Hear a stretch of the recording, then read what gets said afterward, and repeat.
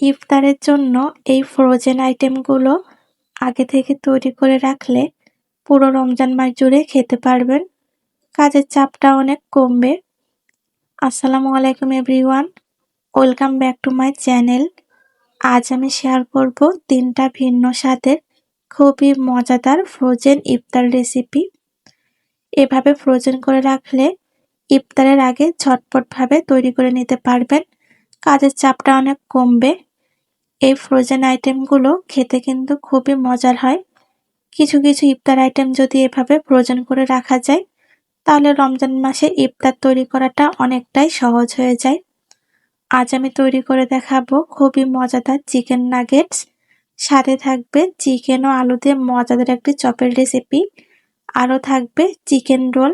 সবকটা রেসিপি খুবই সহজভাবে তৈরি করে দেখাবো। প্রথমে আমি তৈরি করে দেখাবো খুবই মজাদার চিকেন নাগেটস। ছোট থেকে বড় সবাই খুবই পছন্দ করবে। এখানে নিয়ে নিয়েছি বুকের হাড় ছাড়া সলিড মাংস। এখানে মুরগির মাংসটা খুব ভালোভাবে ব্লেন্ড করে নিয়েছি। এখন এখানে দিয়ে দিব 1 চা চামচ পরিমাণ রসুন বাটা, 1 চা চামচ পরিমাণ আদা বাটা, 1 চা চামচ পরিমাণ টমেটো সস, দিয়ে দিব 1/2 চা চামচ পরিমাণ সয়া সস, 1/2 চা চামচ পরিমাণ জিরা গুঁড়া, 1 চা চামচ পরিমাণ লাল মরিচের গুঁড়া, 1/2 চা চামচ পরিমাণ সাদা গোলমরিচের গুঁড়া, পরিমাণ মতো লবণ। এখন এখানে বাইন্ডিং এর জন্য নিয়ে নিয়েছি পাউরুটির গুঁড়া। বাজারে যে নরমাল পাউরুটি পাওয়া যায়, তার সাইডের ব্রাউন অংশ কেটে ফেলে সাদা অংশটুকু ব্লেন্ডার জারে নিয়ে এভাবে গুঁড়া করে নিয়েছি। যেমনটা আমরা ব্রেড ক্রাম্বসের ক্ষেত্রে করে থাকি, ঠিক সেইভাবে গুঁড়া করতে হবে। এভাবে গুঁড়া করে দিলে খুব ভালো বাইন্ডিং এর কাজ করে, টেস্টটাও কিন্তু অনেক ভালো আসে। আমি এখানে পরিমাণ মতো দিয়ে ভালোভাবে চিকেনের সঙ্গে মেখে নিব। এখানে আমার সবটুকু পাউরুটির গুঁড়ায় লেগে গিয়েছে। আমি এখন ভালোভাবে মেখে নিব। খুবই ভালোভাবে মেখে নিতে হবে। এখন এখানে দিয়ে দিব 1 টেবিল চামচ পরিমাণ রান্না সাদা তেল। যেহেতু আমরা চিকেনের বুকের মাংস নিয়েছি, এখানে কোনো তেল চর্বি নাই, এজন্য অবশ্যই একটু তেল দিয়ে নিবেন। এতে করে নাগেটসের ভেতরে জুসিনেসটা বজায় থাকবে, খেতে ভালো লাগবে। ভালোভাবে মাখিয়ে নেওয়া হয়ে গিয়েছে। এখন একটা পিঁড়িতে একটু তেল মাখিয়ে নিয়েছি। এতে করে নাগেটসগুলো সহজে উঠে আসবে। এখন হাত দিয়ে চেপে একটা শেপ দিয়ে নিব। আমি 4 কোণা শেপ দিয়ে নিচ্ছি। এভাবে কেটে নাগেটস তৈরি করতে বেশি সুবিধা মনে হয়েছে। আপনারা চাইলে আপনাদের পছন্দ অনুযায়ী গোল, লাভ যেকোনো শেপ দিয়েই তৈরি করতে পারবেন। আমি এভাবে 4 কোণা শেপের নাগেটস তৈরি করব। এজন্য একটা ছুরি দিয়ে কেটে নিব। আমি 4 কোণা শেপ করে কেটে নিচ্ছি।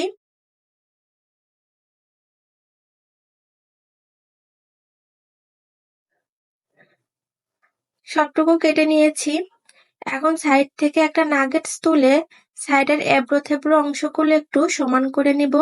এতে করে শেপটা অনেক ভালো আসবে। আমি একটু হাত দিয়ে চেপে চেপে শেপটা ঠিক করে নিচ্ছি। দেখুন, এই 4 কোণা শেপ করে নিয়েছি। বাকি সবগুলো কিন্তু সেম ভাবে করে নিতে হবে। আমি আর একটা করে আপনাদের সঙ্গে শেয়ার করছি আপনাদের বোঝার সুবিধার্থে। দেখুন আমি কিভাবে করছি। হাত দিয়ে একটু চাপ দিলেই পাশের এবড়ো থেবড়ো অংশটুকু ঠিক হয়ে যাবে। সবগুলো আমি সেম ভাবে করে নিয়েছি। এখন এগুলো কোট করে নিতে হবে। এজন্য এখানে নিয়ে নিয়েছি অরেঞ্জ ব্রেড ক্রাম্বস, নিয়েছি ময়দা, এখানে একটি ডিম, গোলমরিচ এবং লবণ দিয়ে ফেটিয়ে নিয়েছি। এখন ভালোভাবে কোট করে নেব। এজন্য প্রথমে নাগেটসটা ময়দাতে ভালোভাবে গড়িয়ে নিতে হবে। ভালোভাবে গড়িয়ে নেওয়ার পর ডিমের মধ্যে দিয়ে দিব। দিয়ে ভালোভাবে 2 পিঠটা এভাবে উল্টে পাল্টিয়ে ডিম থেকে তুলে নিতে হবে। অবশ্যই কাঁটা চামচ দিয়ে করবেন, এতে করে এক্সট্রা ডিমটা নিচ থেকে ঝরে যাবে। এখন ব্রেড ক্রাম্বসের মধ্যে দিয়ে ভালোভাবে গড়িয়ে দিব। একটু হাত দিয়ে চেপে চেপে কাজটা করতে হবে, যেন ভালোভাবে লেগে থাকে। আমার চ্যানেলে ব্রেড ক্রাম্বসের রেসিপি দেওয়া আছে, আপনারা চাইলে দেখে নিতে পারেন। আমি ডেসক্রিপশন বক্সে লিঙ্কটা দিয়ে দিব। আমি আরেকটা নাগেটস তৈরি করে দেখিয়ে দিচ্ছি। প্রথমে ময়দাতে গড়িয়ে ডিমের মধ্যে এভাবে নিব। এখন ডিম থেকে তুলে ব্রেড ক্রাম্বসের মধ্যে গড়িয়ে নিব ভালোভাবে।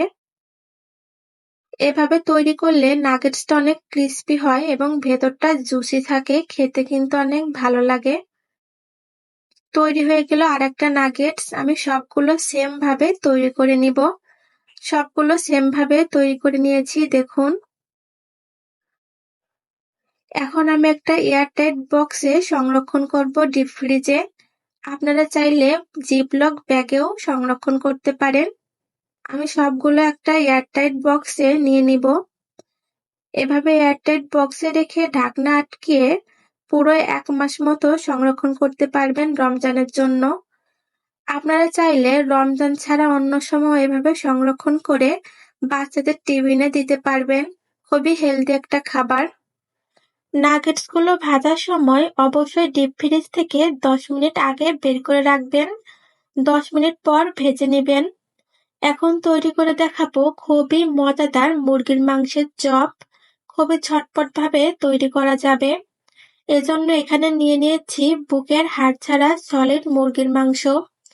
এখন এখানে দিয়ে দিব 1 চা চামচের মতো গরম মশলার গুঁড়া, 1 চা চামচ জিরা গুঁড়া, 1.5 চা চামচ পরিমাণ লাল মরিচের গুঁড়া, স্বাদ মতো লবণ, দিয়ে দিব 1 চা চামচ পরিমাণ রসুন বাটা, 1 চা চামচ আদা বাটা, 1 চা চামচ পেঁয়াজ বাটা। এখানে 1 টেবিল চামচ পরিমাণ রান্নার সাদা তেল দিয়ে দিব। এখন সবকিছু ভালোভাবে মাখিয়ে নিতে হবে। সব মশলা দিয়ে মুরগির মাংসটা মাখিয়ে 10 মিনিট মতো মেরিনেট করব। এতে করে মাংসের মধ্যে মশলাগুলো ভালোভাবে প্রবেশ করবে। খেতে কিন্তু অনেক ভালো লাগবে। আমি 10 মিনিট রেখে দিব মেরিনেটের জন্য। 10 মিনিট পর ফিরে এসেছি, দেখুন মশলাগুলো কিন্তু ভালোভাবে চিকেনের সঙ্গে মিশে গিয়েছে। এখন এখানে 2টা বড় সাইজের আলু কুচি দিয়ে দিব। আলুগুলো একটু লম্বা ফালি করে কেটে নিয়েছি, এতে তাড়াতাড়ি সিদ্ধ হয়ে যাবে। এখন সবকিছু ভালোভাবে মাখিয়ে নিচ্ছি। এখন চুলাতে একটা কড়াই বসিয়ে দিয়েছি। এখানে মাখিয়ে রাখা আলু ও মুরগির মাংস দিয়ে দিব। এখানে সিদ্ধ হওয়ার জন্য 1 কাপের মতো পানি দিয়ে দিব। এতে ভালোভাবে সিদ্ধ হয়ে যাবে। এখন হালকাভাবে নেড়েচেড়ে ঢাকনা দিয়ে ভালোভাবে সিদ্ধ করে নিব। কিছুক্ষণ পর ফিরে এসেছি।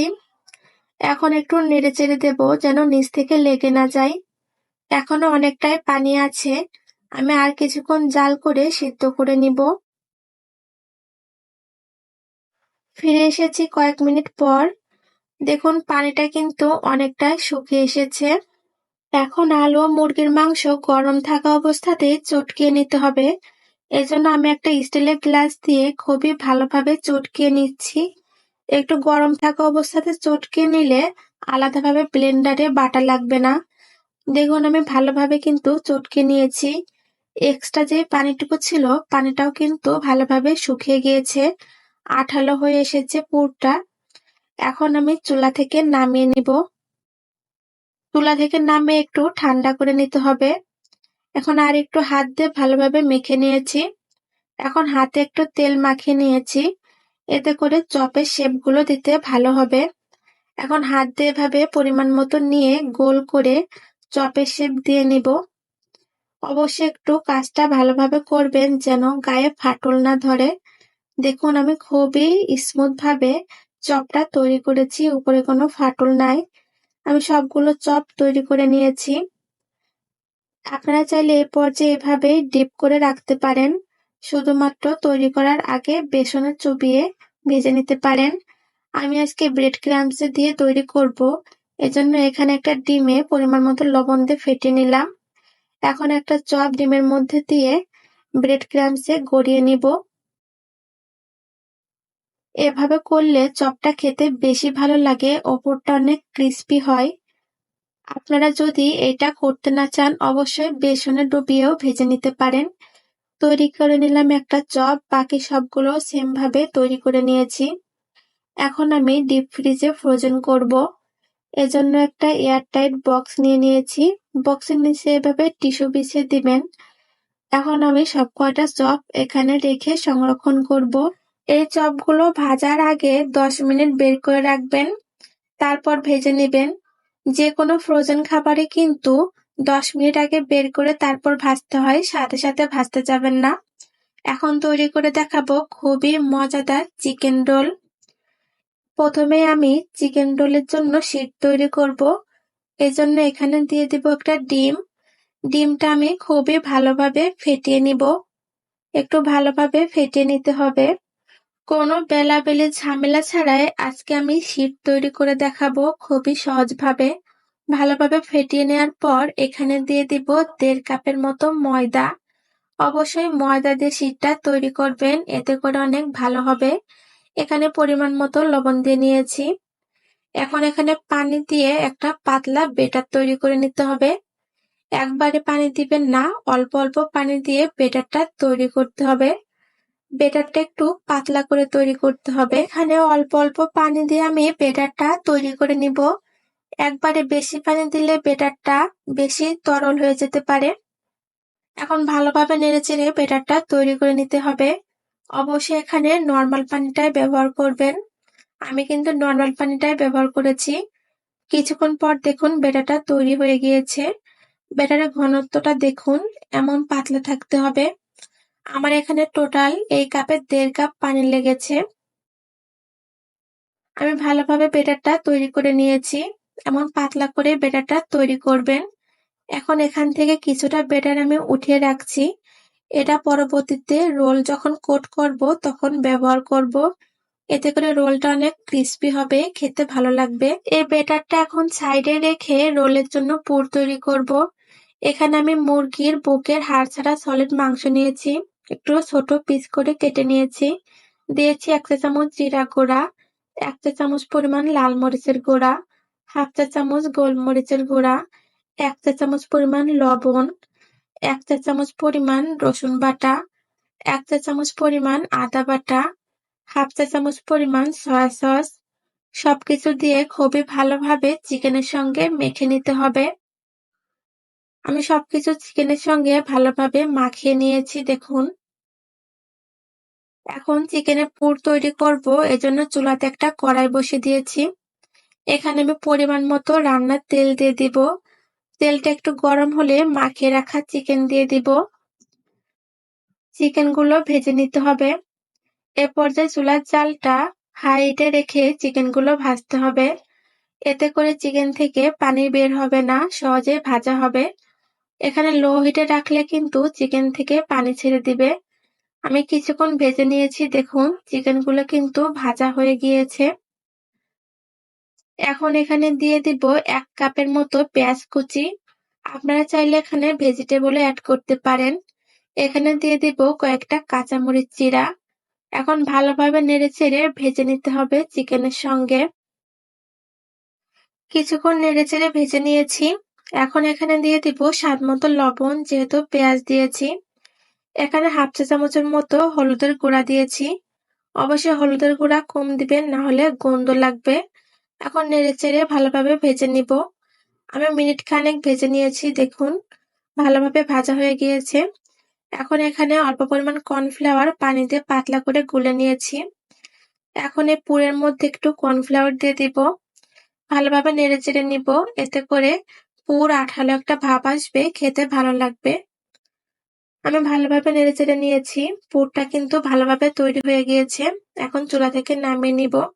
এখন একটা ফ্রাই প্যানে অল্প পরিমাণ তেল দিয়ে টিস্যুতে ভালোভাবে মাখিয়ে নিচ্ছি। শীট তৈরি করব। এভাবে তেল মাখিয়ে দিলে শীটটা সহজেই উঠে আসবে। এখন প্যানটা গরম হলে এখানে অল্প পরিমাণ বেটার দিয়ে নিব। বেটারটা দিয়ে এভাবে ঘুরিয়ে দিব। এতে করে বেটারটা পাতলা হবে এবং গোল হবে দেখুন। আমি এভাবে একটু ফ্রাই প্যানটা ধরে ঘুরিয়ে দিয়েছি। কিছুক্ষণ পরই শীটটা এমন শুকিয়ে এসেছে। এখন উল্টে দিতে হবে আলতোভাবে। এখন হালকাভাবে অপর পিঠটাও সেঁকে নিব। বেশি সেঁকে লালচে করা যাবে না, হালকাভাবে করতে হবে দেখুন। এখন চুলা থেকে নামিয়ে নিব। আমি আর একটা শীট তৈরি করে দেখাচ্ছি আপনাদের বোঝার সুবিধার্থে। এর জন্য পরিমাণ মতো বেটার দিয়ে ভালোভাবে ঘুরিয়ে গোল করে নিব। আমি ভালোভাবে গোল করে নিয়েছি। কিছুক্ষণ পর ফিরে এসেছি। শীটটা ভালোভাবে উঠে আসছে। এখন উল্টিয়ে অপর পিঠটাও হালকা ছেঁকে নিয়ে চুলা থেকে নামিয়ে নিব। সবগুলো শীট আমি সেম ভাবে তৈরি করে নিব। সবগুলো শীট আমি তৈরি করে নিয়েছি, দেখুন কতটা পাতলা ও সফট হয়েছে। এখন একটা বাটিতে আমি অল্প পরিমাণ ময়দা নিয়েছি। এখানে অল্প পরিমাণ পানি দিয়ে একটা আঠালো বেটার তৈরি করব। এই আঠালো বেটারটা দিয়ে আমি রোলের মুখ সিল করব, এজন্য তৈরি করছি। এতে করে রোলের ভাঁজগুলো খুলে আসবে না। আমি পরিমাণ মতো পানি দিয়ে ভালোভাবে তৈরি করে নিব। অবশ্যই একটু ঘন করে তৈরি করবেন, দেখুন এতে করে রোলের মুখটা ভালোভাবে সিল করা যাবে। এখন রোল তৈরি করার জন্য একটা শীট নিয়ে নিয়েছি। এখন পরিমাণ মতো পুর দিয়ে দিব। এখন সেই ময়দার ব্যাটারটা শীটের চারপাশ দিয়ে এভাবে লাগিয়ে দিব। এতে করে রোলটা ভাঁজ দিলে লেগে থাকবে, খুলে আসবে না। আমি ভালোভাবে লাগিয়ে নিয়েছি। এখন শীটের দুই পাশ দিয়ে এভাবে ভাঁজতে দিব। তারপর সামনে দিয়ে ভাঁজ দিয়ে এভাবে গোল করে নিব, দেখুন দেখলে আপনারা বুঝতে পারবেন। এভাবে করে একটু চেপে দিব, তৈরি হয়ে গেলে একটা রোল। আমি আরেকটাও তৈরি করে দেখাবো। সেম ভাবে পুর দিয়ে চারপাশে ব্যাটার লাগিয়ে নিয়েছি। এখন এভাবে ভাঁজ দিয়ে গড়িয়ে নিলেই হয়ে যাবে রোল। আমি সবকটা রোল সেম ভাবে তৈরি করে নিব। সবগুলো রোল আমি সেম ভাবে তৈরি করে নিয়েছি। এখন কোট করতে হবে। এজন্য প্রথমেই শীট তৈরি করার জন্য যে ব্যাটার তৈরি করেছিলাম সেখান থেকে একটু উঠিয়ে রেখেছিলাম। তার মধ্যে আমি রোলটা দিয়ে ভালোভাবে ভিজিয়ে নিয়েছি। একটা কাঁটা চামচ দিয়ে তুলে ব্রেড ক্রাম্বসে দিয়ে নিয়েছি। এখন ভালোভাবে গড়িয়ে নিব। এই শীট তৈরির ময়দার ব্যাটারের মধ্যে দিয়ে করলেই এই রোলটা অনেক ক্রিস্পি হয়। আপনারা চাইলে এখানে ডিম দিয়েও করতে পারবেন। আমি ভালোভাবে কোট করে নিয়েছি, তৈরি হয়ে গিয়েছে একটি রোল। আর একটা আমি তৈরি করে দেখাবো। সেম ভাবে ময়দার ব্যাটারে এভাবে লাগিয়ে নিব। এখন একটা কাঁটা চামচ দিয়ে তুলে নিতে হবে। অবশ্যই কাঁটা চামচ দিয়ে তুলে নিবেন, এতে এক্সট্রা ব্যাটারটা ঝরে যাবে। এখন ব্রেড ক্রাম্বস দিয়ে ভালোভাবে গড়িয়ে নিব। তৈরি হয়ে গেল আর একটা রোল। বাকি সবগুলো রোল আমি সেম ভাবে তৈরি করে নিব। সবগুলো আমি সেম ভাবে তৈরি করে নিয়েছি। এখন একটা এয়ারটাইট বক্সে রেখে ডিপ ফ্রিজে সংরক্ষণ করব। রমজান মাসের জন্য এভাবে সব ধরনের ফ্রোজেন আইটেম তৈরি করে সংরক্ষণ করতে পারেন। এতে রমজান মাসে কাজের চাপটা কিন্তু অনেকটাই কমে যাবে। এখন আমি একটা ঢাকনা দিয়ে আটকিয়ে ডিপ ফ্রিজে রেখে দিব। রোলগুলো ভাজার পূর্বে 10 মিনিট আগে বের করে নিবেন, তারপর ভেজে নিবেন। আজকের মতো এ পর্যন্তই। আবারও হাজির হব নতুন কোনো রেসিপি নিয়ে। সবাই ভালো থাকবেন, সুস্থ থাকবেন। আল্লাহ হাফেজ।